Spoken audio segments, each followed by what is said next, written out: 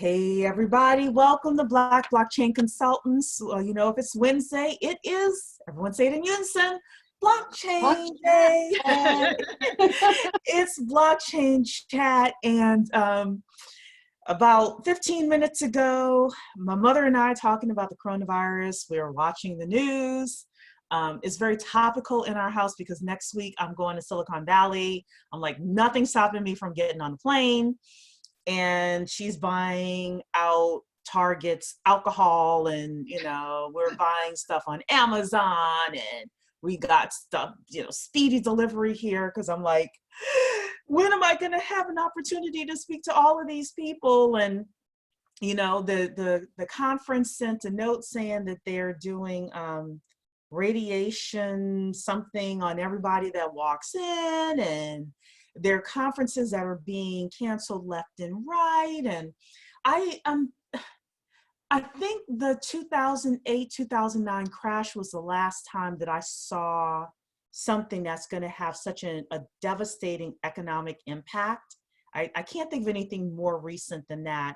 Maybe one of my panels can suggest that. So we scrapped tonight's conversation, and tonight instead we are going to talk about blockchain, Bitcoin, and the economic impact of coronavirus. Is this something that blockchain could have assisted with at all?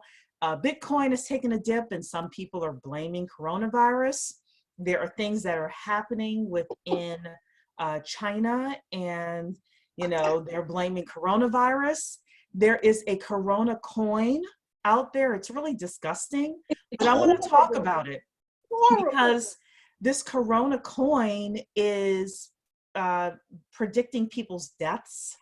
So we want to talk about the good and the bad of human nature, and the economic impact of this virus from a Black and or blockchain point of view. So before I do that, though, I want to congratulate last week's winners of our Bitcoin challenge. So every week for the next 4 weeks, this is week number 3 that just passed, we are giving away $25 worth of Bitcoin to the person who shares our blockchain chat the most. And this time we had 2 winners, Ryan Cooper and Wendy Jones, who shared as much equally. One of the things I will say is people are sharing, but your shares are on private for some reason. So we can't count them because it doesn't show me the name. Facebook doesn't show me the name. So if you are sharing, please share it publicly so that I can give you credit. So for this week, between now and Friday at 4:30 p.m., whomever shares this stream the most from Facebook to various Facebook groups will get in the drawing for $25 worth of Bitcoin. So the way that I'm going to do it this week, because we really want you to share it to relevant groups, is if you share this to any kind of a Black wealth group or a Black people in cryptocurrency group or something that is relevant to either Black people in wealth or Black people in crypto or Black people in blockchain or something like that, you get 3 points.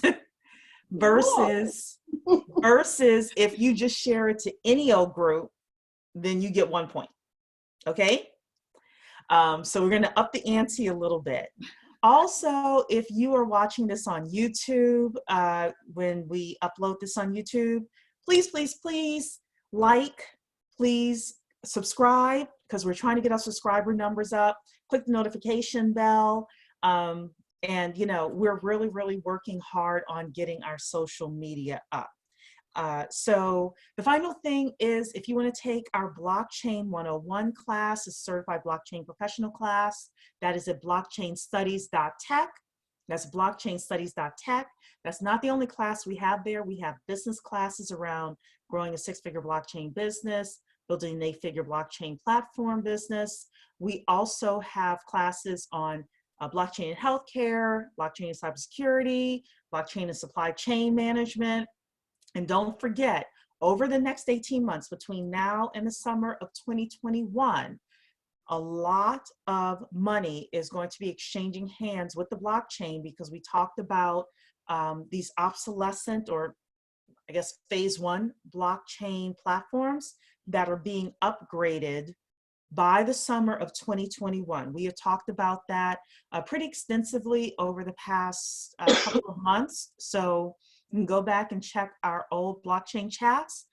I want everyone who's listening to me to get a piece of the $3.1 trillion pie. That is the reason why we come here every single week to give you this knowledge and this information.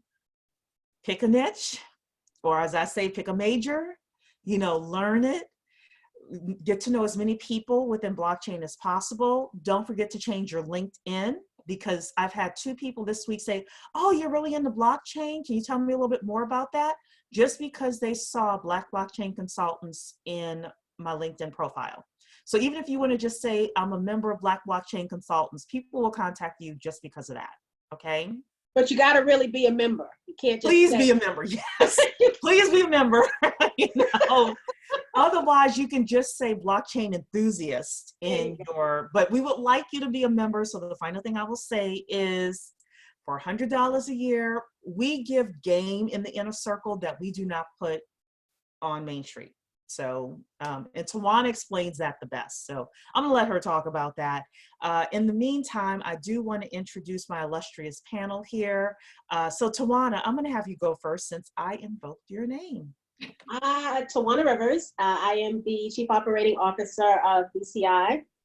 And I'll talk a little bit about the inner circle and all of the benefits that you should look forward to once you become a member of Black Blockchain Consultants. So we are a community of blockchain enthusiasts and entrepreneurs, right? And so when you come into this space, it is a learning space. It's a collaborative space.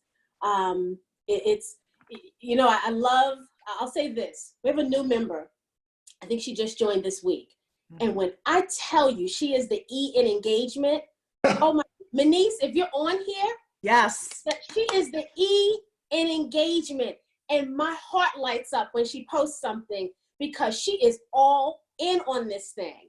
And you forget how exciting it is, because we've kind of been doing this now for a couple of years, right? So it's just Wednesday for us, right? Because we're in the mode, which is what we do. But she's bringing this light to the space for me and to our internal community, where it reminds you we are about learning and lifting each other up and coming up with ideas and solutions. When I tell you this woman has a master plan, she has got a master plan and she's sharing it, okay? She's not keeping it to herself. She's not whispering in the corner. She is sharing it. And so that's what happens here. That's the kind of magic that takes place in this space, and you can't match it. And $100 a year is, I'm not a salesperson, $100 a year is nothing. I'm telling you, because I think 32 of those dollars goes to the platform. It does. It does. So, the other 68 is really what you're paying for the engagement, and there's nothing like it. I would tell you to try it. I'm even going to tell you this. Cherie's going to kill me maybe. I say try it. Come in. If you don't like it in 90 days, give me your $100 back. I'll give you your $100 back. But come in and try it, because I'm telling you, it's amazing. And you don't see all of that on Wednesday chat, because we don't put all of that here, right? Yeah. But so much more is happening behind the scenes. There are groups coming together, creating businesses that you don't see here, right? I'm in one of those groups, so I know firsthand it happens. It's real. It's not just talk. It's not theory. There are real businesses being created, and solutions to everyday problems are being created in this space. People are being influenced by each other. They're being educated by each other. We talk about the book. Cherie has posted for the last couple of weeks all of the members who have written books, inspiring others to now write books. That all came for many people as a push, because Cherie brought a woman who writes books, right? And so, she brought that specialty to this space, and then people started saying, well, I can write a book. I got a book in me. I've been thinking about writing a book for 20 years. And so why not write a book about blockchain? And they did it. I'm telling you, I I can't say it enough. You're missing out. You're missing out. And we're waiting for you. And we're here. We're not going anywhere. So if you don't want to do it today or next week or next month, next year, we'll be right here. Same place, same bad channel. That is correct. Absolutely. So speaking of the groups, first of all, see, I told you I can't, I'm going to like splice this and just put it up and say, this is the reason why you joined. But books. So absolutely. So Rob Morton, No More the Last to Know. I think it was Manice who said that she was reading this and just got so heartfelt. This is so much about us as a people not being the last ones on the train when it comes to blockchain. I'm so proud of Rob for this. We also have Teen Edition of Blockchain Basics by Jackie Hayes. All these books are available on Amazon, and these are member written books. We're so proud of our members. Third member, Eric Guthrie wrote Blockchain or Die. Again, excellent book, also located on Amazon. This is not a member book, but this is our book of the year that we're reading. If you want to be a blockchain generalist and you don't have this book, I said it before, y'all laughed, but I said, you're lying to me if you don't have this book. The Real Business of Blockchain. Again, not a blockchain member, but this book, we have an internal book club that's happening once a month. And we literally got through chapter 1 and there was so much information. Yeah. And I highlighted stuff. I actually read most of the book, and Eric was bringing up stuff and Talisha was bringing up stuff that I missed as I was reading, you know. So the breadth of knowledge that we have, and the sharing that happens when you go on job interviews or consulting interviews, you're going to blow people away just because you're going to know things that the average person who doesn't have this kind of camaraderie would miss. To be very honest with you. So yeah, definitely. I said something the other day to somebody, and when I walked away from the conversation, I was like, where did I know that from? Like, how did I know that? Like, I impressed myself in that moment. I was like, I knew that. I don't know who, somebody taught me that, but I walked away with the biggest smile, like,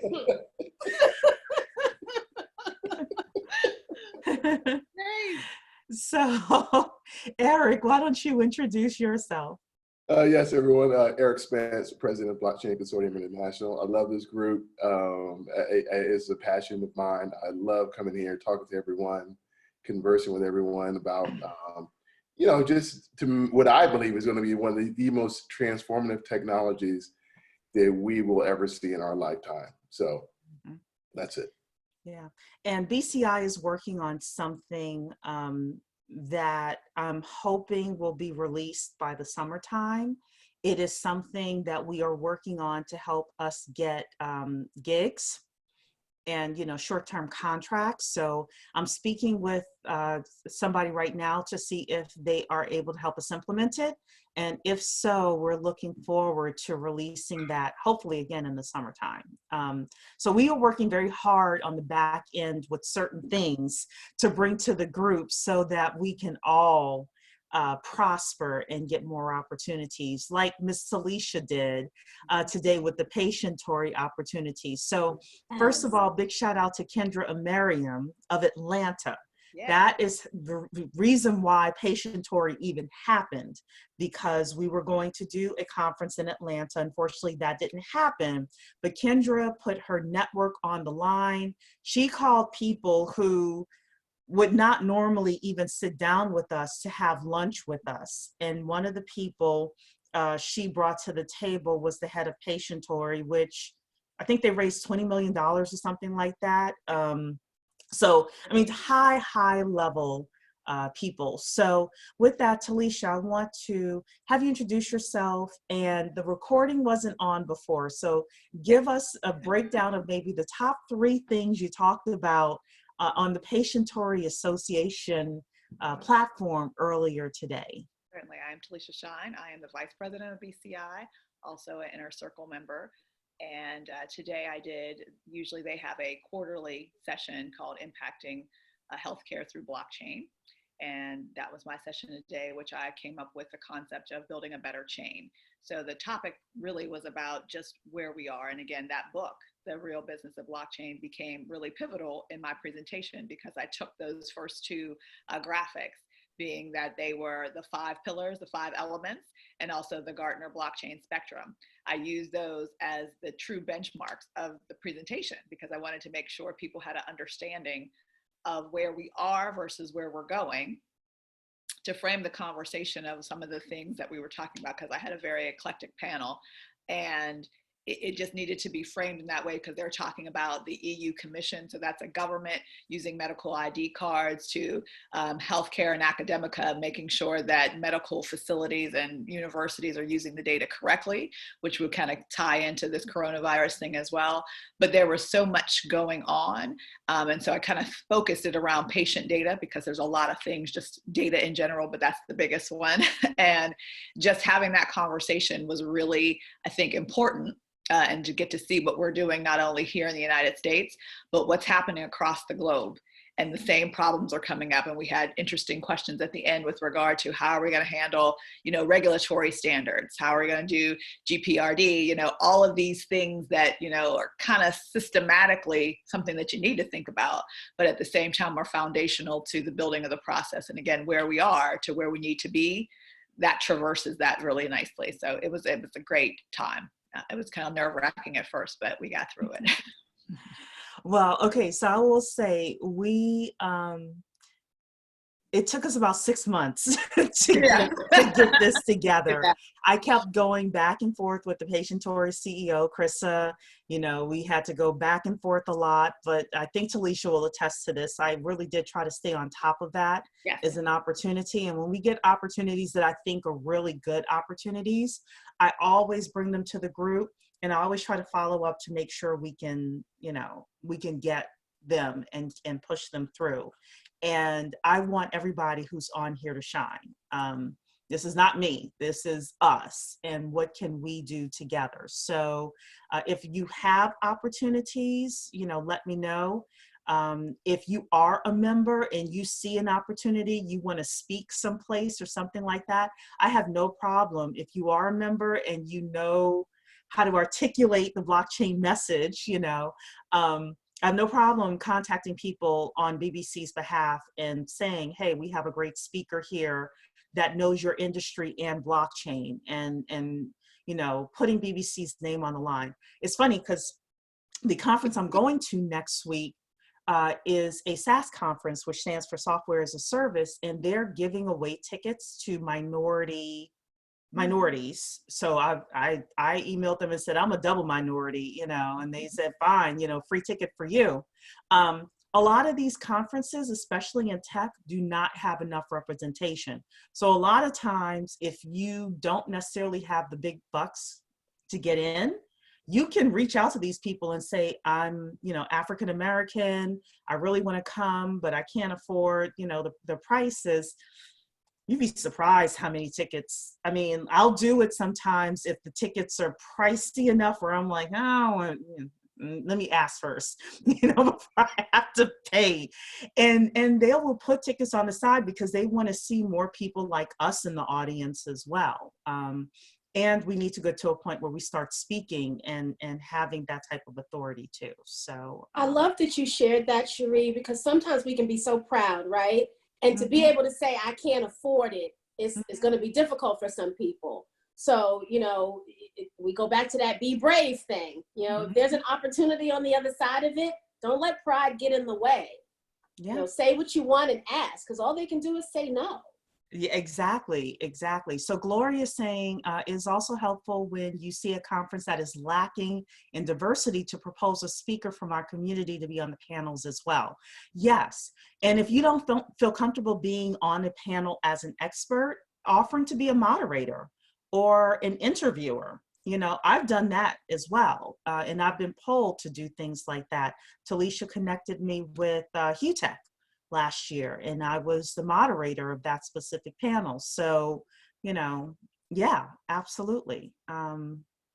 So with that, let's talk coronavirus. Okay, so I am going to. I'm going to make a point that the supply chain is really critical to this topic.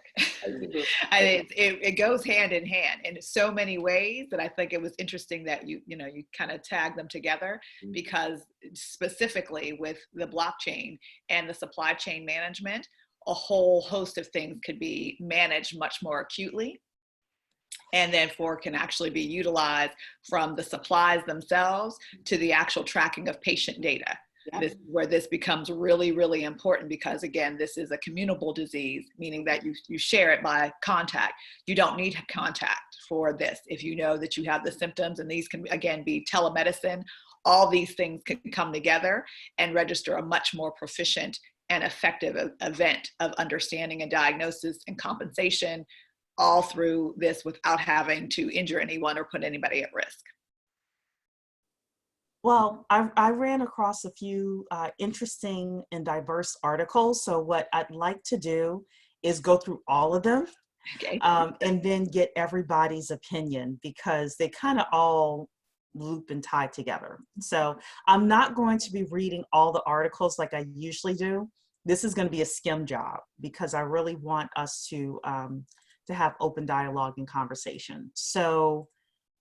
Okay, so the first article is from NASDAQ. Coronavirus poses unique challenges to blockchain projects in China. And within this, they were talking about the fact that, let's see here. At first glance, it would seem as if the sudden impact of this disease would present itself as a purely negative influence upon the Chinese blockchain economy. Just as the Chinese government has begun formally looking into massive applications of distributed ledger technology after the first China Blockchain Day, related events hosted in the country are at risk of being called off. And we're not only seeing that here, like I was saying before, we're seeing that across the world. I mean, the hotel industry, the airline industry, you know, I'm so bad. I already booked my hotel. I was telling my mom I'm calling hotels tomorrow, other hotels, to ask them if I can get a lower rate. Because no, I mean, these hotels are not going to be booked, so I might as well call around. Hey, yes, I'm sorry. No, I just want to throw this out real quick, just to add it in. But South by Southwest, the big festival, always happens in Austin every year. Mm-hmm. And it's a convergence of music, art, technology, all different industries. Well, this year, if you look at it, a lot of people are backing out. Facebook is backed out. Twitter is backed out. I know tons of startups are saying, I know everyone pretty much is familiar with Tim Ferriss. Mm-hmm. Tim Ferriss says, I'm not going. Like, he backed out. He's got a huge following too. Yeah. So I am just looking at events like that, live, events like that. They're happening where people are. So I'm just wondering, is that going to be a much, larger ripple effect if we start seeing it during sporting events, concerts, that sort of thing? So absolutely. Yeah. I heard that sponsors are considering backing out of March Madness. Yes. And this would be the first time that March Madness wouldn't happen. Again, all of that has ripple effects on hospitality industry. A lot of other industries as well are going to suffer, but not every industry has suffered. The people that are selling that Invo mask are making a killing right now. So there are defensive industries as well. Any kind of pharmaceutical, they're in the money. What Zoom reported almost 200% increase over the last 2 weeks for their platform. Yeah. I didn't even know that, but I wouldn't doubt it. Zoom is taking off a whole lot because they need a way to engage, but not to interact in that sense. So they're doing, and again, this works for us, but this is what happens when you hit those peaks and valleys with regard, and there will be definitely a ripple effect with regard to other industries. Yeah. Yeah. So the second paragraph here is about the fact that people have stopped traveling to China. There are some, I understand there are some, because China's so heavy on manufacturing, there are some people who aren't going to work in China. And that has stopped, we talked about supply chain, that has stopped some goods from being, you call it manufactured. They just finished Chinese New Year too. And now they've got this outbreak, which many people believe is being underreported by the Chinese government. So, how is that going to affect supplies that come over the next couple of months? I think that the ripple effects, we can't even begin to know. I know Dr. Boyce Watkins has been talking about the coronavirus from the stock market point of view for the last several days. And I've been watching his analysis on that as well. So I'm not an investment person. No. I am an investment person, not an investment advisor, but stocks are on sale right now, according to Dr. Boyce. So, if you've been eyeing a good sale on a stock, you might want to get it, but again, that's not investment advice. So they are talking here about, let's see here.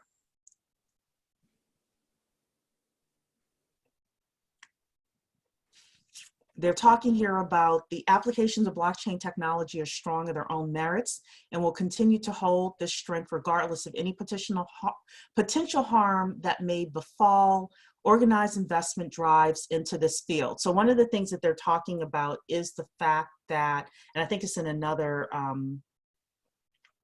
article, is that there has been an increase in blockchain investment in China because of the coronavirus. So the blockchain builders themselves are able to react dynamically to the problems presented by coronavirus and have been able to make their own case for why it is an important technology in times of crisis. So that's this article here.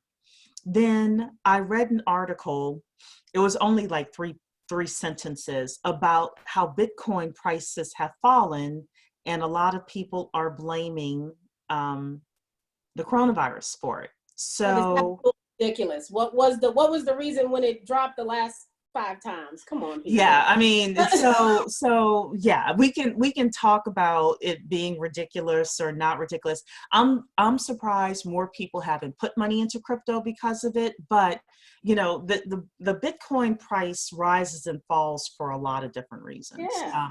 But it had capped at about 10,400, and now it's down to $8,800. So I want to be aware of that as well, because that is a part of the narrative within blockchain and crypto.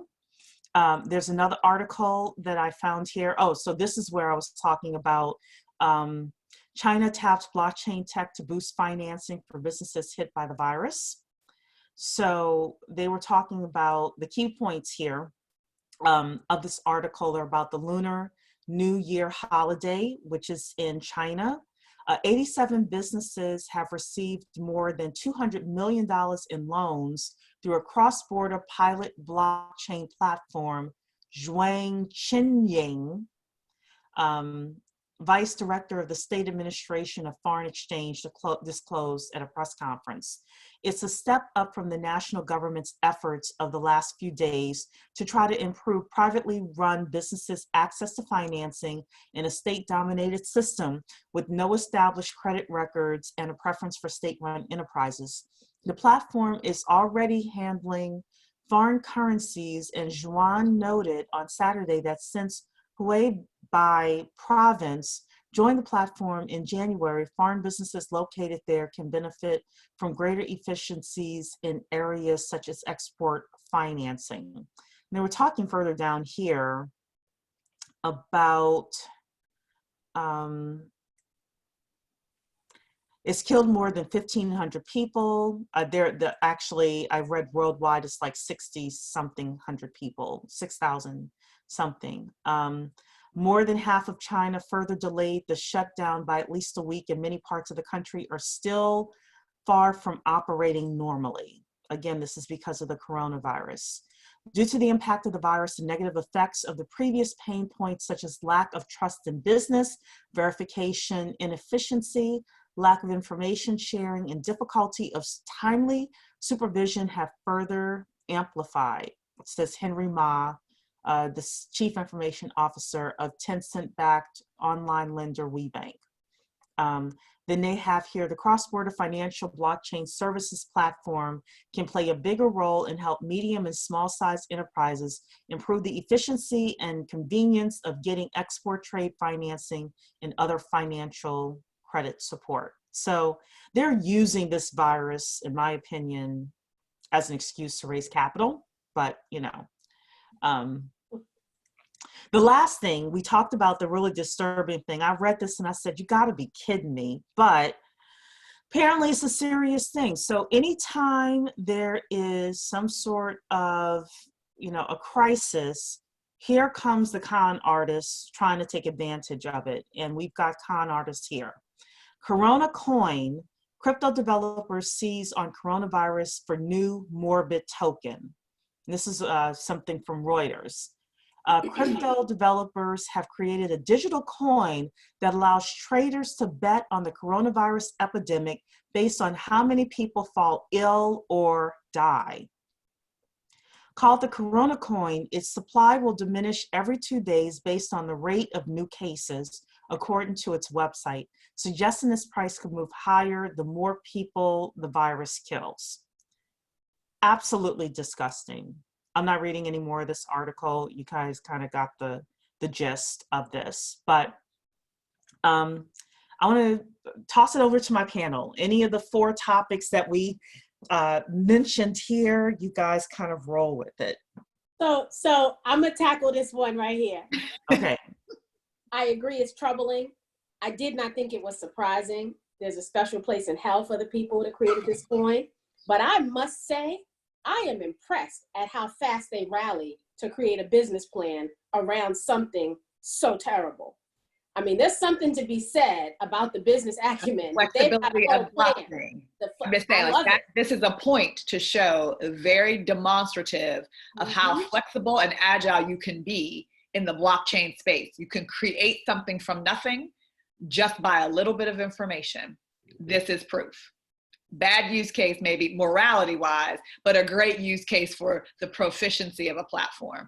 I agree. Well, yeah, so they say here that total supply of the Corona Coin is based on the world population, and tokens will be burnt once every 48 hours based on the number of those who have been infected and died. So they really did come up with a use case pretty quickly for this. You're right. Yeah, it's an algorithm. They say, I mean, again, this is just numbers. I know it sounds like ridiculous, but you take the number of cases, the number of people where, and the algorithm just starts to churn, and it gets really much more efficient the more you feed it information. So every case coming in, that's why it lowers, because again, now you have to function out, the algorithm has to spin a little bit more. So then you can burn it every 48 hours is again a crucial number, because the cases are only reported every 24 hours. So you have a time to catch up all the data. You're basically doing it once you're kind of behind, you're not in real time, but at the same time you're waiting, and you can anticipate at this point what other predictions are happening. So it fluctuates based on your own predictive algorithm. It's brilliant. It is. I mean, a as big, much as I hate piece it, of code. I just am like, I can't. There's nothing about this code. Like, this works. This is a real slick way to do it. But again, I think that's the proficiency of the platform. You could do really dynamic things. I know when we had the swine flu epidemic, when it hit, there wasn't a vaccination for it readily available. And then when people would go in to get it, there wasn't a way for the EHRs to capture what happened. So there was no chief complaint, there wasn't a diagnosis, and there wasn't a CPT code to say that you've administered this vaccination for this disease. We had to spend literally 72 hours, all of us, coding this thing in order to get that into the EHR. With a system like this, I can create the vaccination, let them do their thing, post all the information, push it out and proliferate it to everybody. And again, the person who just has these symptoms could say, yep, and check in, and then we can distribute it this way. So this is the, again, efficiencies are really, really clear here. It just a really moral issue with like, why would you take mortality and bet on somebody's life? Not Mhm. cute, but like I said, we're not here to discuss that part. Right. So it would be interesting to see how, and it was mentioned, I think Jeffrey was the one that mentioned it, that Jeffrey, they have their white paper out as well. So it's coronatoken.org/white paper if you want to read it.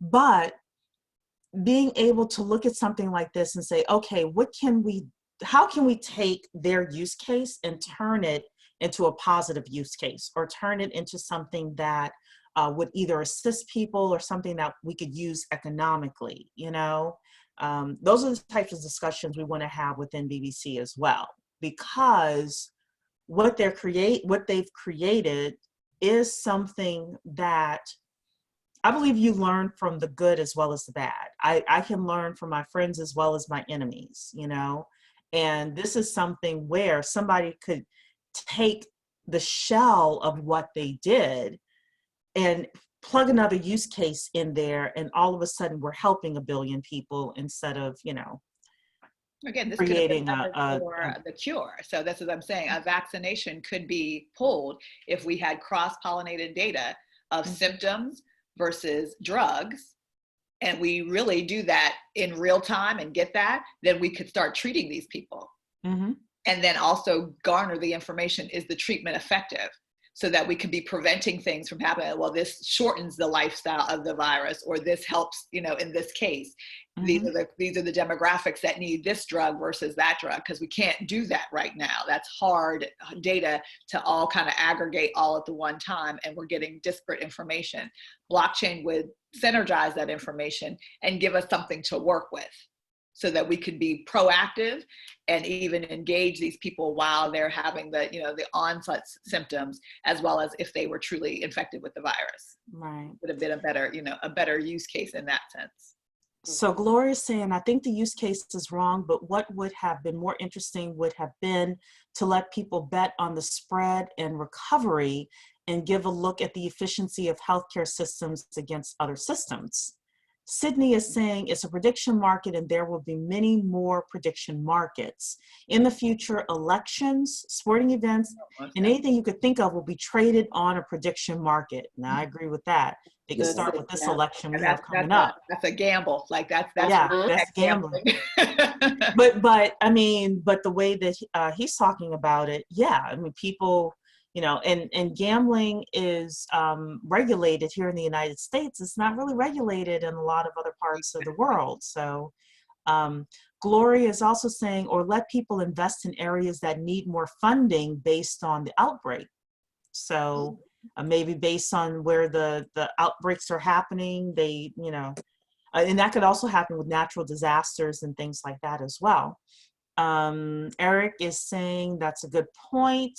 To Sydney, prediction markets will only increase in value. I know there are several blockchain projects like Agar and Syndicator with that as their specialty. So Eric, since you wrote that as a comment, I'll toss it over to you.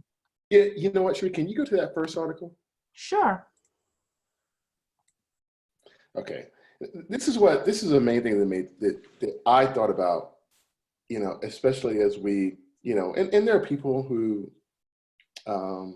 think that this could potentially be, eventually could become a global pandemic if we don't get a hold of it.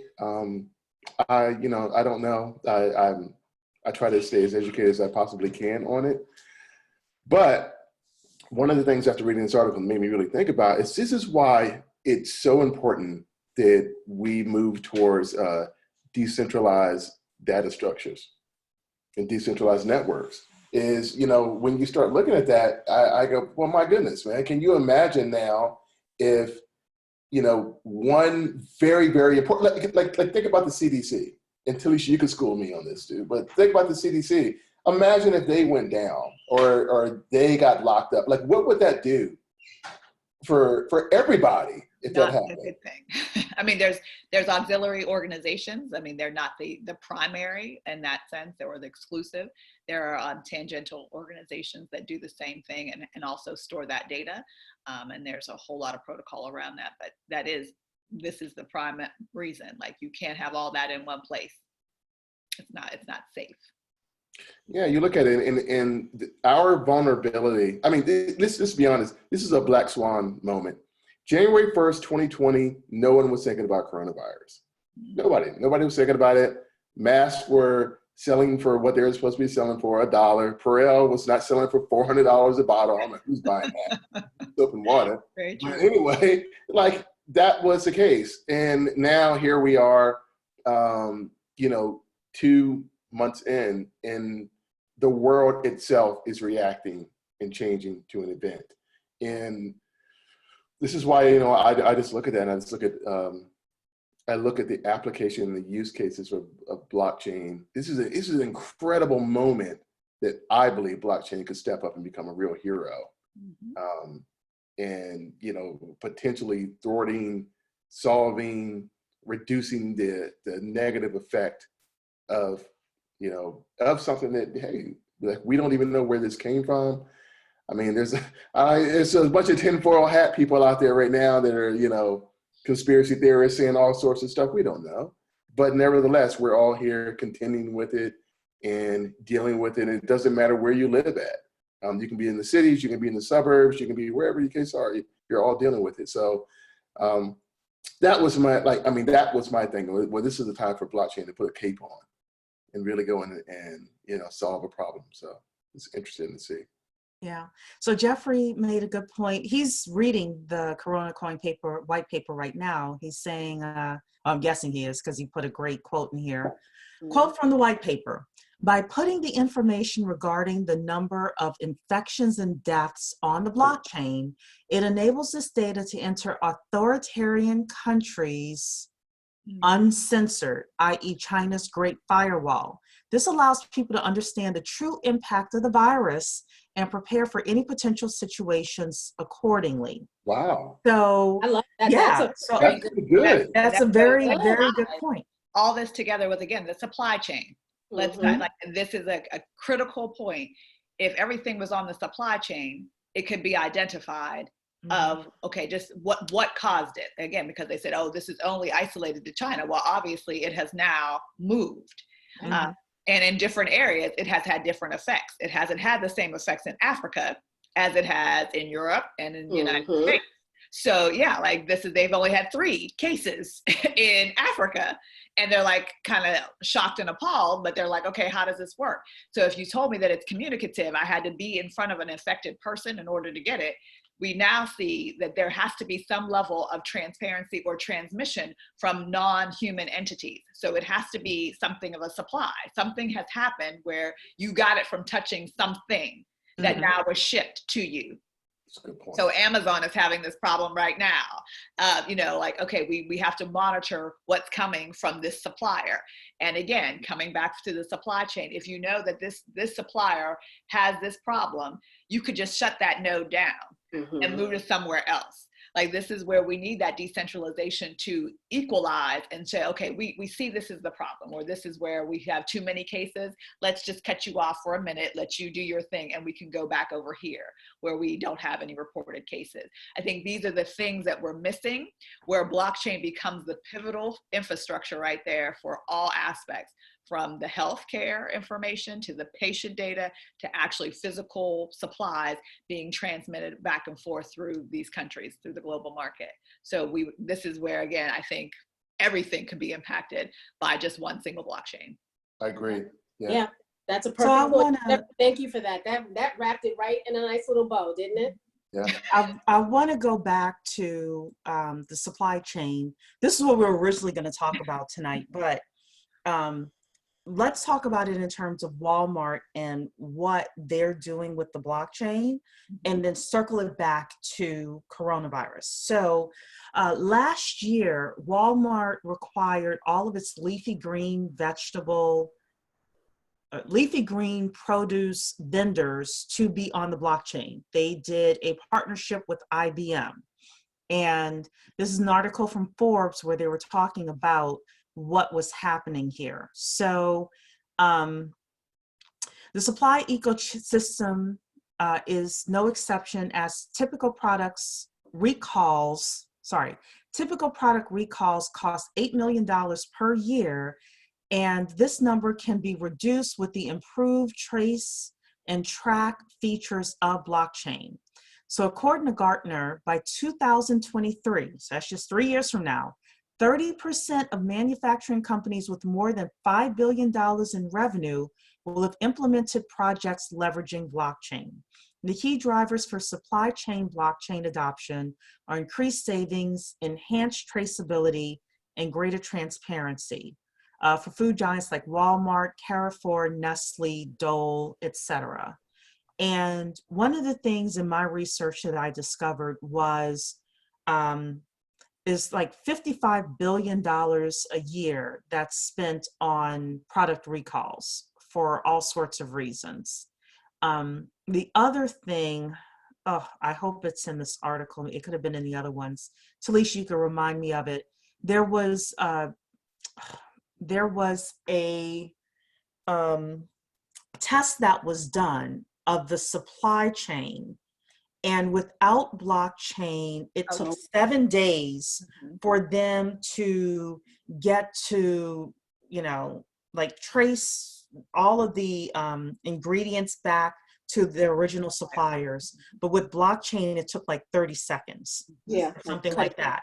Yep. So how does this wrap into coronavirus? Well, now all of a sudden, with all this data that is on the blockchain, number one, China can't just mess with it, because right now we don't trust China's numbers, right? And the truth is, a lot of us don't trust the US government's numbers either. We believe that they're underestimating. So the immutability and the traceability is very important. And then another thing is, it would allow us to zero in on, let's say, patient zero or patient zero the cure in like a matter of minutes, instead of it taking, months, if at all. So I'll open that up to the panel as well in terms of thoughts on that. Okay. I got a different viewpoint on this. Talisha always laughs when I do. Love it. That's what it's going to be. Yeah, because it's okay. Correct. Good. I'm glad, Walmart, you are correct, because so often if we see this, when we've seen these contaminations, when they happen with romaine lettuce or something like that, and it's on the shelf, and they have to go and throw all of this product out. Listen, the truth of the matter is, most likely it's a very, very tiny percentage of the actual product that's affected. But you can't, in just keeping with public health, you get all of it. So all of it ends up getting, destroyed and thrown away. My issue, however, is Walmart, and I'm going to reference from the book, Real Business of Blockchain. They kind of talk about this, and they talk about this kind of Trojan horse blockchain that I believe Walmart is probably going to end up using. Remember, this is a permission blockchain that they're going to use. This is a closed private network. And if I'm not mistaken, Sri, Walmart mentioned how, I don't know, did they say that they're going to require their partners, their manufacturers to use this? My understanding was right now they're requiring all leafy green produce vendors to use it. Yes. Okay, and there you go. See, this becomes part of the issue then, because you look at it, and I get it, because it's wise in the sense of we want to make sure that the product that we're getting is clean, it's uncontaminated, totally. However, here we have the value of the data is only going to go one way, and it's only going to go to Walmart. And they're not going to share this with those manufacturers, with those producers themselves. If Walmart decides for whatever reason to, hey, you know what, we're going to switch the terms on you, we're going to change it up on you for this reason, I mean, they can do that on a dime. So that's why I'm much more into public networks, you know, for that reason alone. But yeah, so that was my take on it. Was I understand the end result is a good result that, you know, now we can get product, we can find out very early on if it's been tampered with, if it's been contaminated. But the other side is the actual business side of it, and that data. Okay, well, it sounds like it's only going to go to Walmart, and then they will then become, you know, I mean, it'll be once again, like, you know, all of it, like they'll consolidate the market even more. Right, you're right. It's a trust issue. I had this discussion today about the cure, because it's going to have to be a cocktail. It's going to have to be a series of drugs mixed together in order, and those viabilities. If Big Pharma is the only one getting that data reported to them, they can create and craft and charge whatever they want. That becomes the problem when you have closed networks. And again, that's not the blockchain, as we discussed in the book, that decentralization is the critical component. And again, the level of tokenization. These people have to be compensated for that data. They have to be in charge of their data, and they can say, yes, I want that, or no, I do not. They have to have that autonomy to move into the system and still be treated. That's a part of your restricted aspect of HIPAA compliancy. I have to be protected. Even if I say, you know, you can't use my data, you still have to give me medical care. That's just the way that is. So these are the little markers of having those systems that still are very reminiscent to database structures.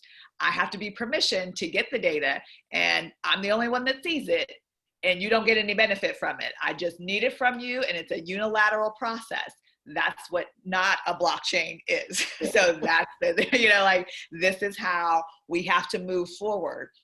And that's where the forceability of the individuals who are those leafy green vendors, they're going to have to say, I need something out of this deal before. It's like, I can't just hand over my data to you, because again, I need security, I need trust, I need immutability, and I don't see any of that. Where does that happen? But unfortunately, Walmart is such a big Goliath that those small vendors aren't going to do that. They're thinking of, I want to feed my family. I, you know, want to make this sale. Walmart is great to have as a logo on, you know, client served. Comes in. Like, this is where choice has to happen. I agree. So this is a great opportunity for somebody to say, you know what, I can validate your produce. That's all I do. I validate your crops for you. And then I'll third party administer the data to somebody else, but I have a tokenization process for you. I have the traceability and the transparency that you need, so that there is a bilateral exchange, but then I can do business for you from a third party transactionatory place. That's so when are you starting that business? I was going to say, I got my business of my own, but that's what I told the pharma company today. I was like, the individuals need to control, because there's always the processors, there's always bits and pieces, and that's exactly how pharmaceuticals are developed. And again, natural homeopathic remedies are much more susceptible to this, in the sense that there's a series of ingredients that they need, and they need to validate them. But combined, and people will say, okay, this is what I want, and this is how I want it delivered to me and dispensed to me.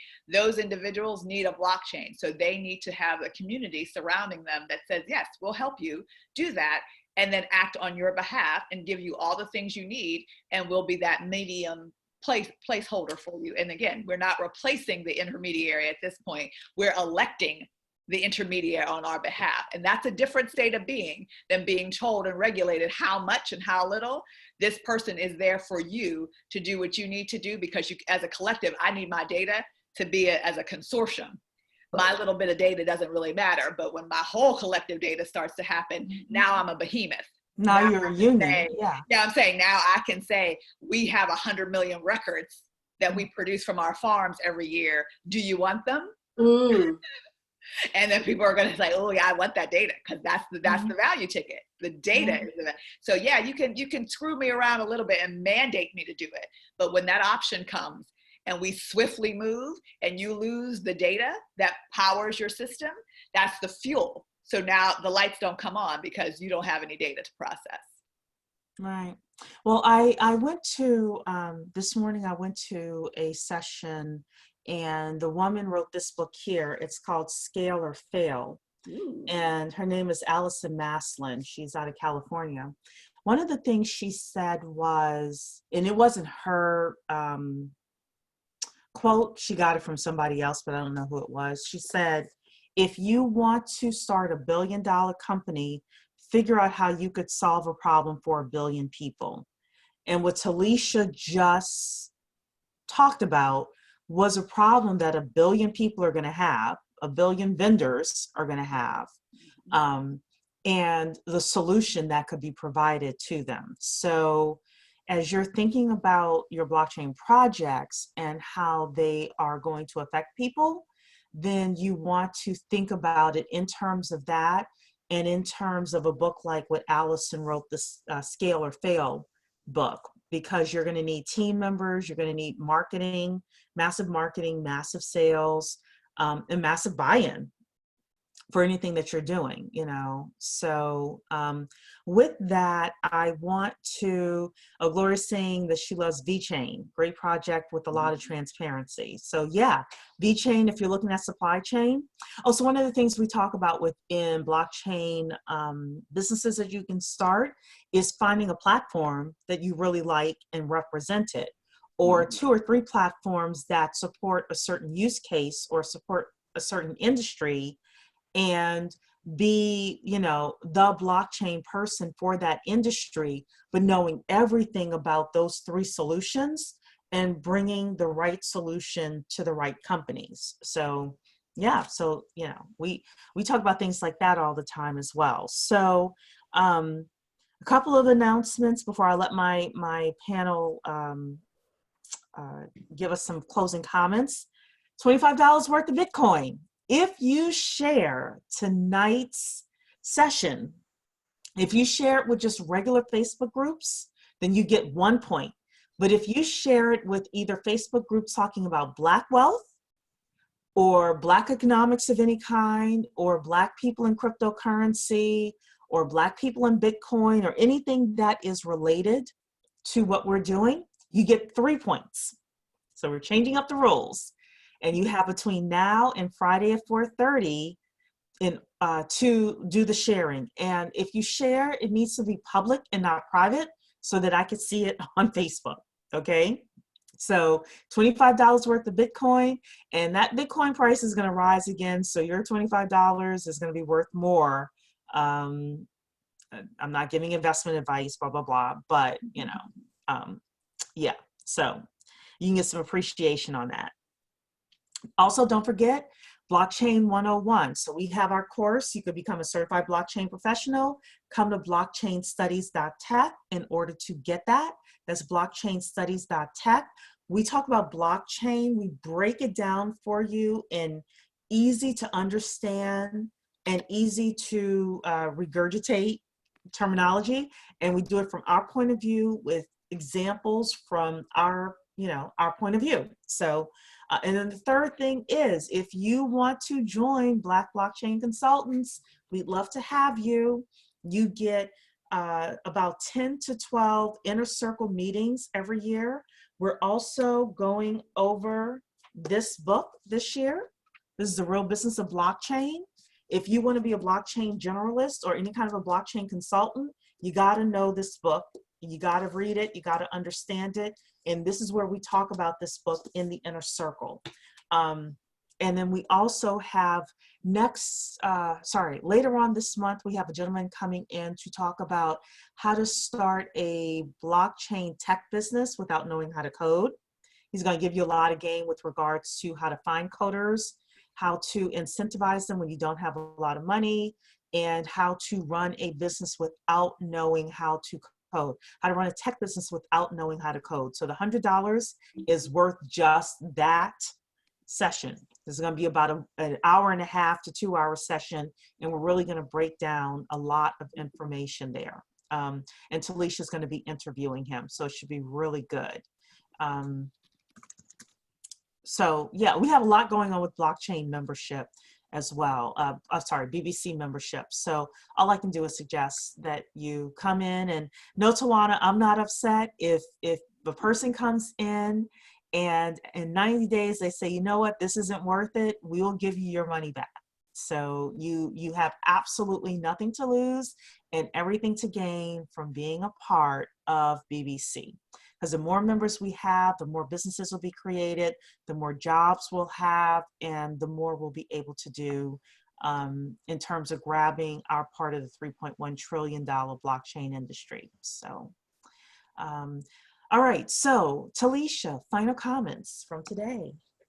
I'd say, again, with the pending pandemic that we're facing at this point, I think there's a lot to be said with regard to looking very strategically. Like, even when this passes, the retrospective of what could have been done is the next thing that'll happen. Mm-hmm. So, and that's where our businesses are built, because again, we can't undo the history, but what we can do is be very proactive in our futures.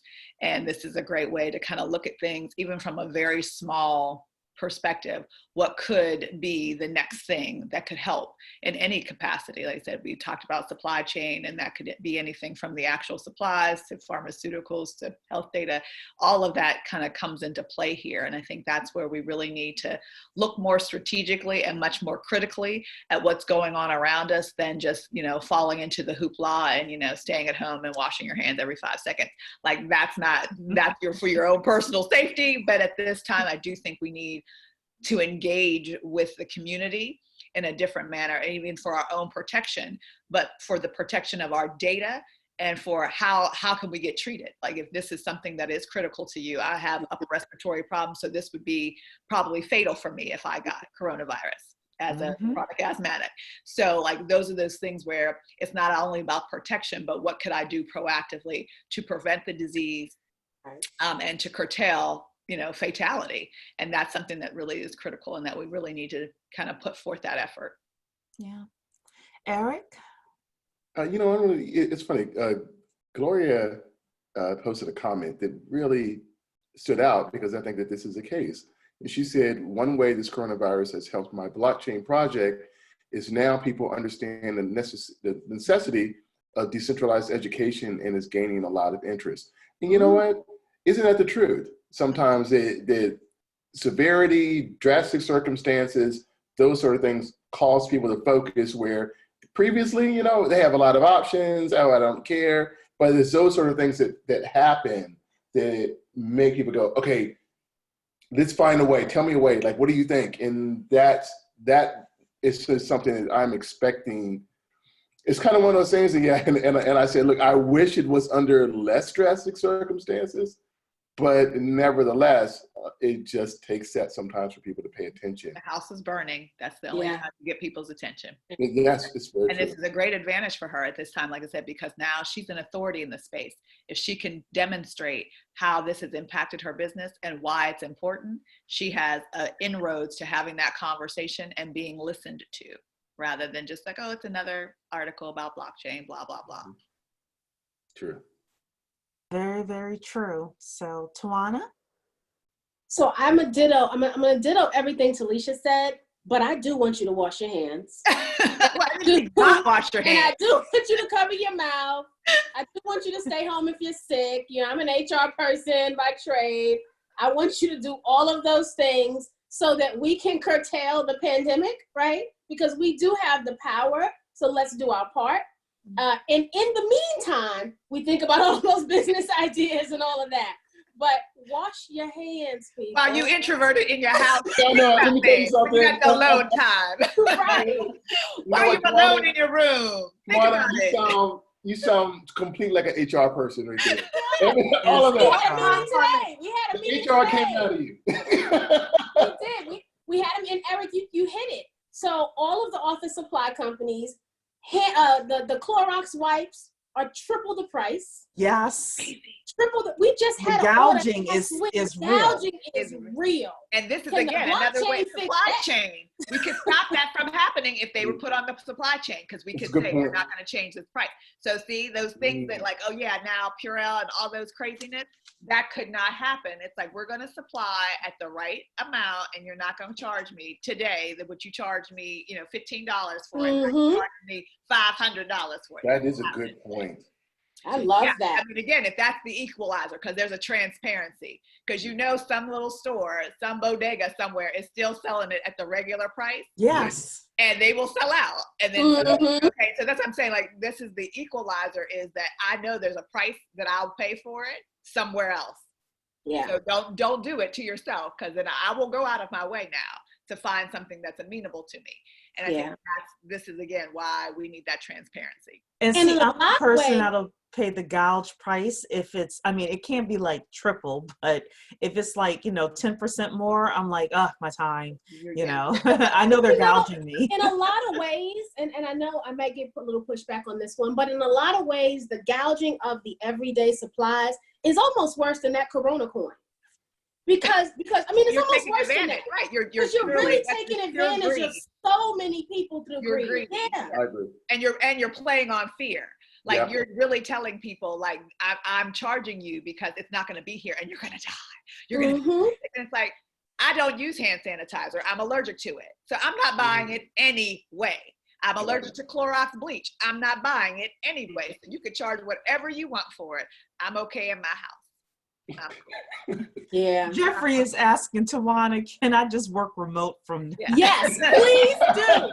Yes. I'm a remote employee for 10 years, so I don't go nowhere Approved. anyway. Everybody's remote. Take your computer, your dirty computer, and go home. Don't even touch my mouse. Just leave it there. Leave my mouse. Take the mouse. Oh my Take it goodness. everywhere with you. Oh. So, all righty then. Well, we hope you enjoyed Blockchain Chat today. It was very topical. And, I believe out of every